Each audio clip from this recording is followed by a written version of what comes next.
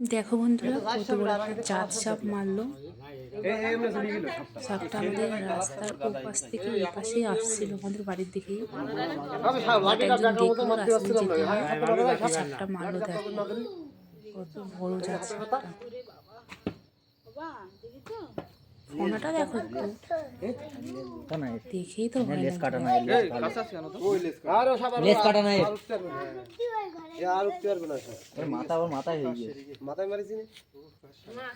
আবার কত বড় তাই।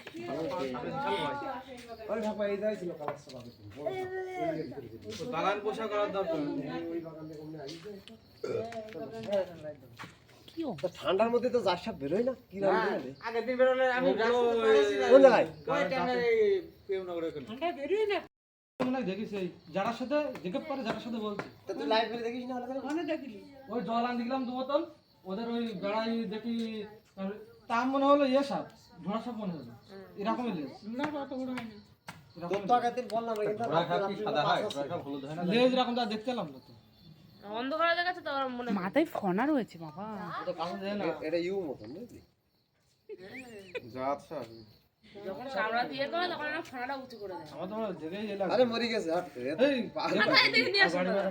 জিপ বের করতে, জিপ মরি ফাই হয়ে গেছে, জিপ বের করতে পরকালে চলে গেল মরি মনে হচ্ছে কেউ আঘাত করেনি। জিভ বেড়ে গিয়েছে বাবা কি, হ্যাঁ ও জিপ মারা গেছে। প্রথমে বুঝতে পারিনি। এই তবে একটা জিনিস দেখে অবাক হইলাম। 20 টা দাঁত কই? এই সঙ্গদা, তুই প্রথম চান্সে তো লাগিনি আর। আরে এক হাত দিয়ে বাউল লাঠিটা না না, তো ওর কোনো রিঅ্যাকশন নিল না। আমি তো এরকম মিসাই না, সাপে তোমার সাপটা এবার নিয়ে যাচ্ছে পোড়ানোর জন্য, কারণ এত বড় সাপ ফেলে দিলে কাটা লাগলো। এই বিষ তো দাঁড়া দাঁড়া দাঁড়া দাঁড়া। ওকে এখন